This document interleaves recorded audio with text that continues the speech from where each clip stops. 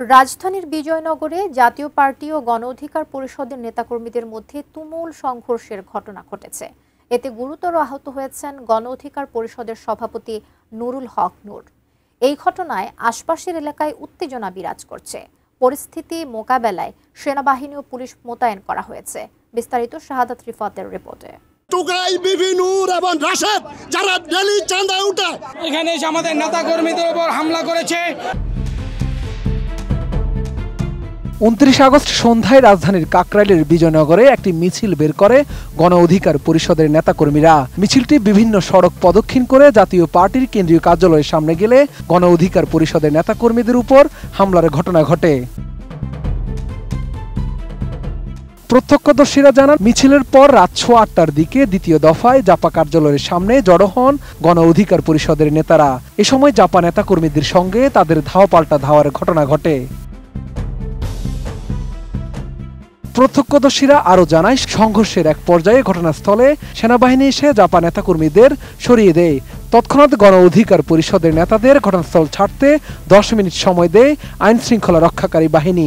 এর মধ্যে ঘটনাস্থল ত্যাগ না করায় সেখানে ব্যাপক লাঠিচার্জের ঘটনা ঘটে। এ সময় গণ অধিকার পরিষদের সভাপতি নুরুল হক নূর সহ অনেকে আহত হয়েছেন। জাতীয় পার্টি সহ আওয়ামী লীগের 14 দল এবং তাদের দোষরদের গ্রেপ্তার এবং বিচারের দাবিতে কর্মসূচি ছিল। আমরা যখন এদিক দিয়ে মিছিল নিয়ে নাইটিঙ্গেল মোড়ের দিকে যাচ্ছিলাম, আমাদের উপর অতর্কিতভাবে জাতীয় পার্টির এবং আওয়ামী লীগের লোকজন জয় বাংলা স্লোগান দিয়ে আমাদের দিকে মিছিলের পিছন দিক দিয়ে ইট পাটকেল নিক্ষেপ করে। এখানে এসে আমাদের নেতাকর্মীদের উপর হামলা করেছে।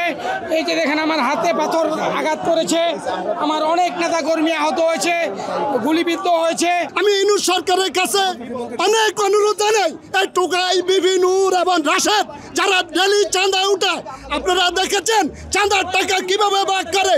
আপনারা মব জাস্টিস প্রতিহত করার জন্য আপনারা মিডিয়ারা দেখেছেন, সবাই বলেন এই বিবি নূরকে প্রতিহত করতে হবে, নইলে দেশ শান্তি আসবে না। নোভা এলইডি টিভি, ঝকঝকে ছবি, নিখুঁত শব্দ, 5 বছরের ওয়ারেন্টি। নোভা মানে সঠিক মান, নিশ্চিত সেবা।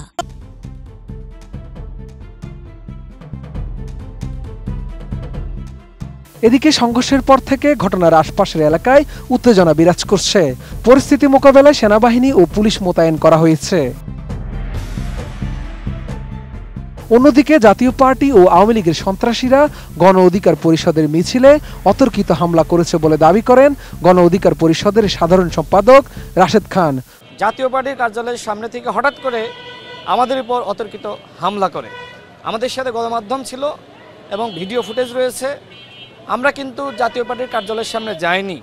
মূলত আমরা যেটি মনে করি যে জাতীয় পার্টির মধ্যে আওয়ামী লীগ ঢুকে জাতীয় পার্টি এবং আওয়ামী লীগ আমাদের উপর অতর্কিত হামলা করেছে।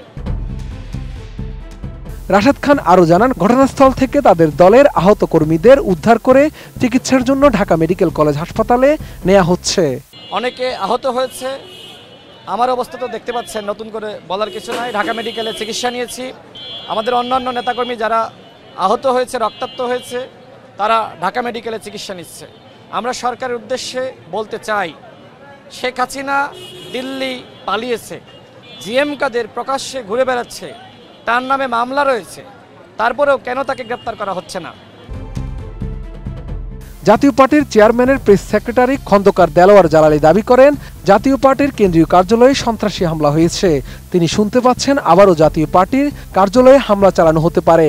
তবে সেনাবাহিনী সহ আইন শৃঙ্খলা বাহিনীর সদস্যরা ঘটনাস্থলে আছেন।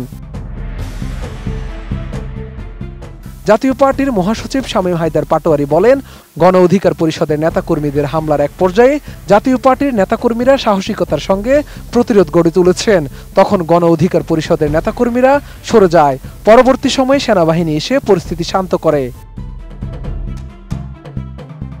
গণ অধিকার পরিষদের হামলার ঘটনায় তাদের বেশ কিছু নেতাকর্মী আহত হয়েছেন। তাদের অনেকে এখন হাসপাতালে আছেন বলেও জানান জাপার এই নেতা। এর আগে জাতীয় পার্টির চেয়ারম্যান জিএম কাদেরকে গ্রেফতার না করা হলে সচিবালয় ঘেরাওয়ের হুঁশিয়ারি দেন গণ অধিকার পরিষদের নেতা নুরুল হক নূর। 29 আগস্ট রাত 8:45 নিজের ফেসবুক পেজে দেওয়া পোস্টে এমন হুঁশিয়ারি দেন নূর। পোস্টে তিনি লিখেন, জিএম কাদেরকে গ্রেফতার করা না হলে সচিবালয় ঘেরাও করার কর্মসূচি দেয়া হবে। শাহাদাত রিফাত, এটিএন নিউজ, ঢাকা।